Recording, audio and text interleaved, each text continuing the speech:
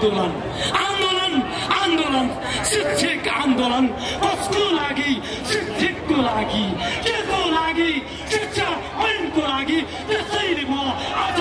ताङ तुलसीपुरबाट यहाँ आएको छु धन्यवाद नमस्कार एकदमै धन्यवाद दिन चाहन्छौँ हामी उहाँलाई उहाँले शिक्षकका ती सकारात्मक कुराहरूलाई अगाडि ल्याइदिनु भयो एउटा यी अलिकति हताश मनमा गइसकेको शिक्षकहरूको मनोबललाई उकास्ने काम गर्नुभएको छ उहाँलाई धेरै धेरै धन्यवाद र अभिभावक राज्य हो राज्यसित अधिकार के छ भने हाम्रा कमी कमजोरीहरूमा औँलो उठाउने अधिकार पनि छ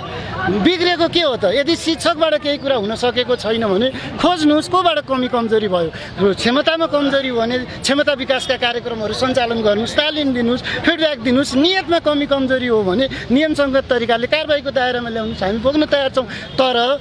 सबै कुराको दोष शिक्षकमा मात्रै लगाउनु न्यायसङ्गत हुँदैन हामी कति सुध्रिन पर्ने हो हामी सुध्रिन तयार छौँ तर एउटा विद्यार्थीले सामुदायिक विद्यालयमा हुने खाने भन्दा पनि हुँदा खाने वर्गका विद्यार्थीहरू बढी आइरहनेको छ उहाँ नियमित विद्यालयमा आउनु सक्नु हुँदैन नियमित विद्यालयमा नआइरहँदाखेरि पढाइ कतिको असर पर्छ हामी सबैले बुझेको कुरा हो नआउनुको पछाडि के हो त उहाँको भरे खाए बिहान खाए बेलुका के खाम भन्ने होला कक्षा गएर पढ्ने कि भोको पेट टार्ने अब उहाँको अभिभावकको आर्थिक अवस्था सुधार्ने कसले त्यो जिम्मा कसले हो गुणस्तरीय शिक्षालाई एकदमै राम्रो उचाइमा पुर्याउनको लागि गरिबी न्यूनीकरणलाई पनि ध्यान दिनुपर्दछ बेरोजगारी समस्या व्यवस्थापन पनि ध्यान यो मेरो आरोप होइन सुशासन व्यवस्था कायम गर्न पनि राज्य लाग्नु पर्दछ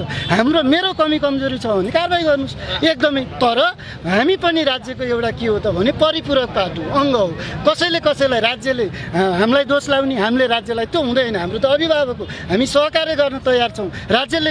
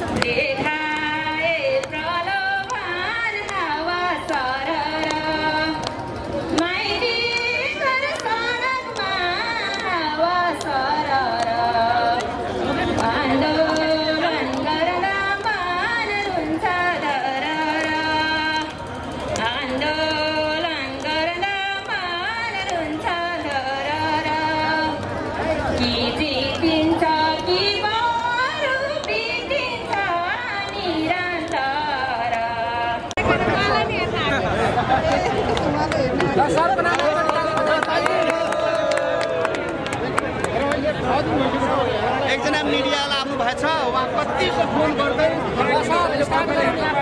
फेरि नआएपछि फेरि गाह्रो हुन्छ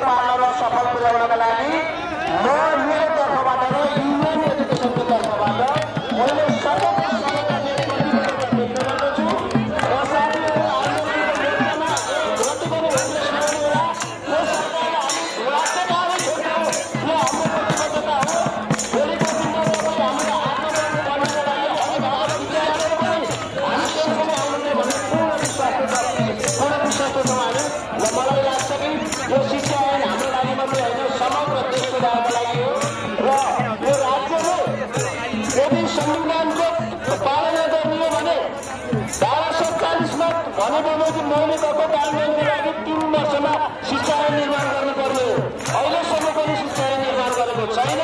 आफूले कानुनको धज्जी राज्यले उडाएको छ। त्यसकारण यो संविधानको पालना गर्नको लागि पनि हामी शिक्षक सडकमा आएका हौँ र भोलिको आन्दोलन सशक्त हुनेछ भन्ने विश्वास व्यक्त गर्दै यो आन्दोलनको पूर्ण सफलताको कामनाका लागि हामी मोर्चाबन्दी कसेर अगाडि बढ्ने प्रण गर्दै मेरो मन्तव्य यहीँ टुङ्ग्याउँछु। हस्त धन्यवाद। जय शिक्षा। धन्यवाद। आदरणीय नेपाल शिक्षक सङ्घ तमुलका आदरणीय अध्यक्ष यहाँ साथीहरूलाई फेरि सहयोगको लागि हाम्रो आदि छ। यहाँ साथीहरूले सहयोगका लागि